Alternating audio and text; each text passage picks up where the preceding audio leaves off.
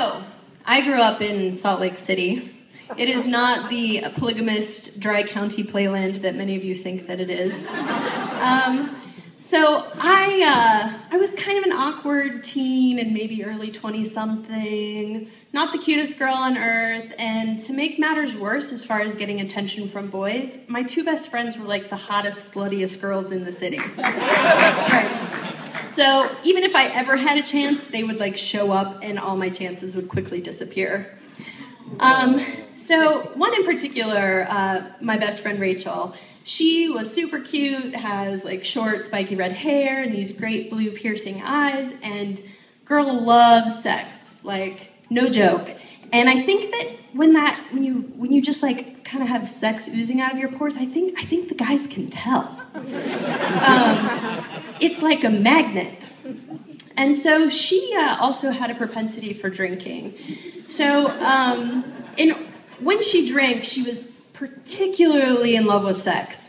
And so she had a pretty intense booty call list, so that like if one person wasn't available, there'd be a backup. One night she had too many drinks, and she may have called her original and her backup. Oops. So, you know, one of the boys that she happened to call, she had slept with maybe 4 or 5 times. And the 5th time or 4th time, this later, they'd slept together a few times. They're making out, getting all hot and heavy, and she undoes his pants. And what's this? He's wearing women's panties. And she kind of doesn't know what to do, right? Because this is like, she wants to laugh. This is pretty amusing to her, but this is like also in the middle of like, sex is gonna happen. So she does her thing and tells us all about it the next day. We're like, oh, he was wearing panties, So he affectionately became Panty Boy from that point forward. So Panty Boy arrives at Rachel's house on the night that he is called, but oh, he has arrived he's the second one to arrive. And he goes to knock on Rachel's door, and Rachel's a very enthusiastic lover. And there's no doubt what's going on the other side of the door. So he hears Rachel, like, getting her brains fucked. Fuck me, Alex! Fuck me, Alex! And he has the balls to knock on the door anyway. And she has the missense to answer the goddamn door. So she opens the door, she's like drunk and naked and got, guy smell all over her. And she's like, oh, can you just go take a walk around the block and I'll get rid of him? And, she gives good sex, but not that good. And so Panty Boy didn't come back around, and he didn't call. In the months that passed, Rachel and I become roommates. And one night we're out for dinner, and we're at the bar. It's like a nice, like local pub. They make food and their own beer. And we belly up to the bar, and guess who our waiter is? It's Panty Boy, and he is not happy to see Rachel sitting at his bar. And I'm like awkwardly like, hey, Panty Boy. And so she tries to giggle and laugh and charm her way back into his good graces, and that's not really working. He's getting in verbal jabs at essentially any instance that he can. So we wrap up dinner and finish our drinks, and Panty Boy stops and hands us our check, and he says, hey, I'm getting off. It's the end of my shift. Do you guys want to go get drinks?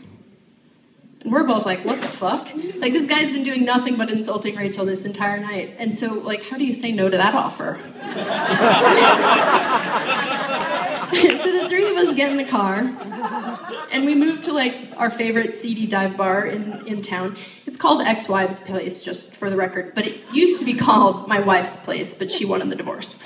So we're all hanging out at Ex-Wives, and it's, like, super dingy, and we're drinking and laughing and telling stories, and everything's been great. And Rachel's, like, having her fair share of drinks, more than her fair share, I should say.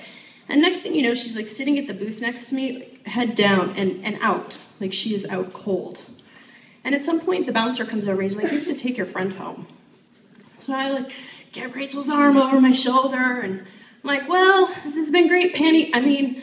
We'll see you later. Farewell, thanks for the fun. And he stops and he like looks me dead in the eye, like super serious, and he says, you should come back. And I'm like, what? I'm not used to this boy attention period, let alone from like my hot slutty girls boy. And so I'm pretty intoxicated by this, not just in general, but I'm like, okay, I'll be right back.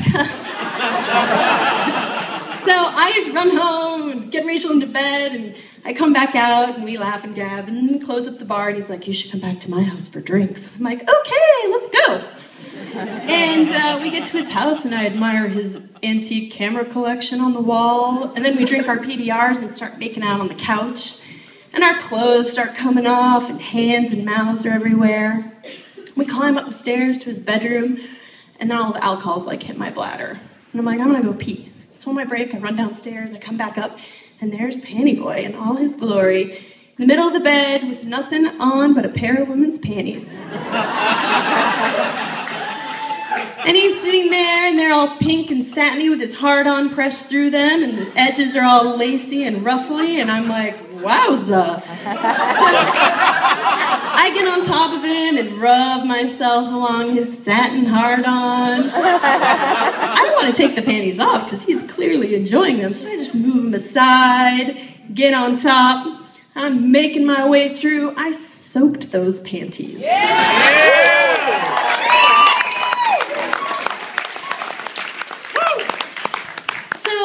Finally, drag my ass home after a couple of hours and go to bed. When I wake up, I find Rachel, and she's a little hungover and disoriented, and she says, like, what happened last night? I'm like, oh, nothing.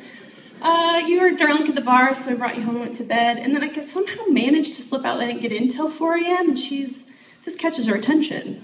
We're in Utah, the bars don't stay open that late.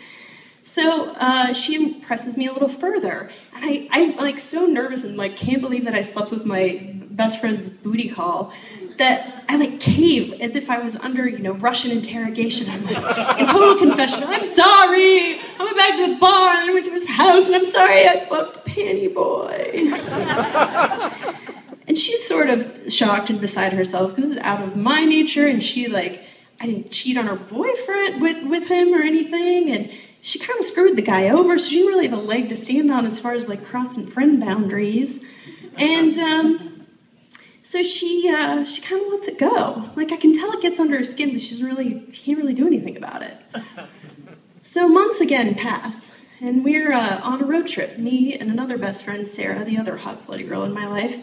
And the three of us are in total road trip mode. We're singing songs and laughing, and somehow the Panty Boy story kind of comes back up and resurfaces. And Sarah's like, oh, I can't believe he wore panties for you. And Rachel's like, what? You never told me he wore panties for you. Because she'd get him to like date 4 or 5, right? It was like night one. And so I'm like, again, trying to laugh and kind of blow this off. And I was like, yeah. He did. They were pink and satiny, and her eyes get big, and there's like steam coming out of her ears. And I'm like, and they had like lacy ruffles, and she's like, those were my panties!